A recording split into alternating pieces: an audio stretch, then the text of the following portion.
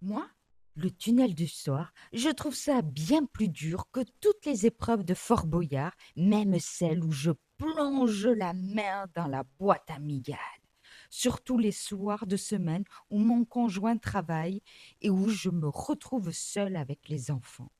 À ce moment-là, j'ai déjà ma journée derrière moi, mais une deuxième commence. Il faut préparer les repas, faire manger tout le monde, gérer les douches, les pyjamas, les biberons, les devoirs, les câlins, les tensions, les fatigues, l'histoire et essayer de coucher les enfants à une heure à peu près correcte. Et forcément, je regarde l'heure. Parce que j'aimerais qu'ils dorment suffisamment. Mais aussi, soyons folles, j'aimerais bien avoir un petit bout de soirée pour moi. Mon sport? À ce stade-là, je n'y pense même plus. Mon ambition maintenant, c'est plutôt de réussir à regarder un épisode de ma série avant de m'endormir. Ce soir-là, je commence par le repas. Je pourrais faire coquillettes jambon.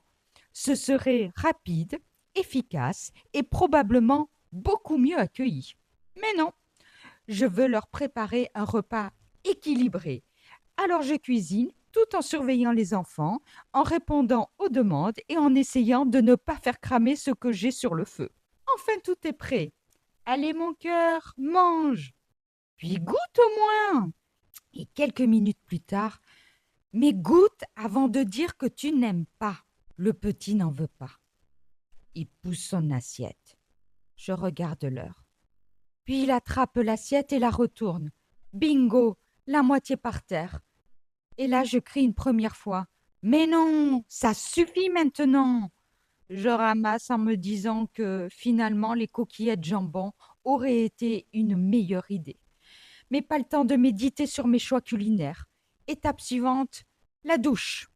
Dans la salle de bain, ils commencent à se chamailler pour les jouets. Évidemment, chacun veut exactement ce que l'autre a dans les mains. Puis la dispute se transforme en jeu. Ils rient, ils crient, ils s'éclaboussent, ils parlent tous en même temps. La fatigue, tout ce bruit commence vraiment à m'agresser. Alors je demande doucement: «Eh les loulous, vous pouvez parler un peu plus doucement, s'il vous plaît?» Ça se calme. Enfin, quelques secondes. Puis ça repart. Une deuxième fois, un peu plus sèchement. «Et les enfants, je vous ai demandé de parler plus doucement.» Et quelques minutes après, rebelote. Cette fois, je crie: «Mais ça suffit maintenant, je vous ai demandé de parler plus doucement.» Et là, silence. On termine la douche, les pyjamas, le biberon, et moi je commence à regarder l'heure. Et surtout, je pense: «Mais quand est-ce qu'il rentre, mon bonhomme?» Et enfin, j'entends la porte. Ah, pas trop tôt. Il arrive et je le regarde. Et effectivement, il a les traits tirés. Je me dis: «Ah oui, il est crevé.» Puis, je passe devant le miroir, je me regarde. Bon, moi non plus, ce n'est pas terrible. Il prend le relais avec les enfants. Je vais ranger la cuisine. Et là, j'entends des éclats de rire, des chatouilles, des histoires de loups. Non mais j'y crois pas. Il joue avec eux. Et à l'intérieur de moi, ça commence à bouillir, parce que ce n'est plus l'heure de jouer. Je passe la tête par la porte et avec la voix la plus douce que je suis capable de fabriquer: «Maintenant les loulous, faut dormir.» Et mon conjoint me répond très tranquillement: «Bah, c'est bon, je viens de les retrouver.» Je le regarde et là, j'essaye très fort de développer le pouvoir de la télépathie, parce que dans ma tête, c'est plutôt: «Si tu voulais jouer avec eux, là, il fallait rentrer plus tôt, mon gars.» Mais je vois déjà l'heure du coucher qui recule, la petite surexcitée, et tant qu'à faire le réveil à 3 heures du matin après une superbe histoire de loup. Mais les enfants sont là, alors je ne dis rien. Je referme la porte très doucement et je me dis: toi, je vais m'occuper de ton cas après.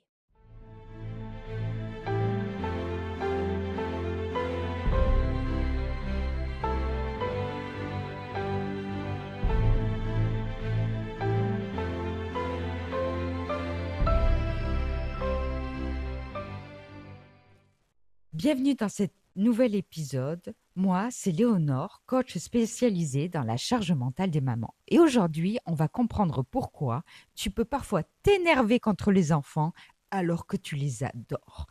La première chose à comprendre, c'est que ta patience n'est pas une ressource identique du matin au soir. Elle dépend aussi de ton niveau de fatigue, de stress et de ressources mentales dont tu disposes à ce moment-là. Ton cerveau utilise notamment ce qu'on appelle les fonctions exécutives. Elles permettent de garder des informations en tête, de s'adapter à un imprévu, de contrôler une réaction immédiate ou de passer d'une tâche à une autre. Mais lorsque tu es stressé ou fatigué et déjà sursollicité, cette souplesse peut devenir plus difficile à mobiliser. Et à cela s'ajoute la charge cognitive domestique.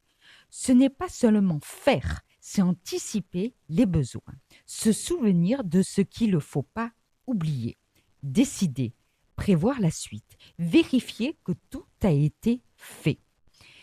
C'est ce qui peut progressivement te placer dans le rôle que ma méthode Enfin Moi appelle le cerveau central de la famille. Tu ne vis plus seulement ce qui est en train de se passer. Ton cerveau vit déjà ce qui va arriver après. Et il y a encore autre chose. Toutes ces années avec tes enfants ne sont pas seulement une succession de repas, de bains, de rendez-vous et de cartables. C'est aussi une histoire familiale qui se construit. Des souvenirs, des liens, des discussions, des habitudes, bref, des valeurs que tu leur transmets. Et beaucoup de mamans portent aussi cette peur invisible de ne pas passer à côté de leur enfance. Tu voudrais les écouter, rire avec eux, entrer dans leur monde et profiter de ces années qui passent tellement vite. Et c'est là qu'apparaît un paradoxe douloureux. Tu peux être tellement occupé à faire fonctionner leur enfance que tu n'as parfois plus suffisamment de disponibilité pour la vivre avec eux. En psychologie, on parle aussi de régulation émotionnelle, notre capacité à traverser une émotion sans être immédiatement emporté par elle. Avec les enfants, il existe également la co-régulation. Je m'explique. L'enfant s'appuie sur l'adulte pour apprendre progressivement à retrouver son calme. Mais pour aider un enfant à se réguler, encore faut-il que le parent dispose lui-même d'un minimum de ressources. Et quand cette marge diminue, quelque chose change. Une assiette retournée n'est plus seulement une assiette retournée. Le bruit dans la salle de bain n'est plus seulement le bruit de tes enfants qui jouent. C'est la sollicitation de trop. Puis, après avoir crié, arrive souvent la culpabilité. Et tu regardes uniquement les 30 secondes où tu as perdu patience. Alors que pour comprendre ce qui vient de se passer, il faut aussi regarder les heures qui les ont précédées. Retournons à mon histoire du fameux tunnel du soir. Ce soir-là, une fois dans la cuisine bien rangée, la salle de bain remise à peu près en état, et les enfants enfin couchés, je regarde l'heure. 22 heures. Allez, enfin, je m'installe sur le canapé, je relance ma série et je prends machinalement mon téléphone. Je regarde mes mails. Mince, la petite à piscine demain. Faut préparer son sac. Allez, je me relève. Je prépare le maillot, la serviette, les affaires de rechange. Et en passant devant la chambre, je regarde mon conjoint. Il s'est endormi avec la petite. Et finalement, cette image résume plutôt bien la soirée. Le tunnel est terminé. Tout le monde dort. Mais dans ma tête, la journée de demain. Alors la prochaine fois que tu perds patience et que juste après cette petite voix arrive, mais qu'est-ce qui m'a pris?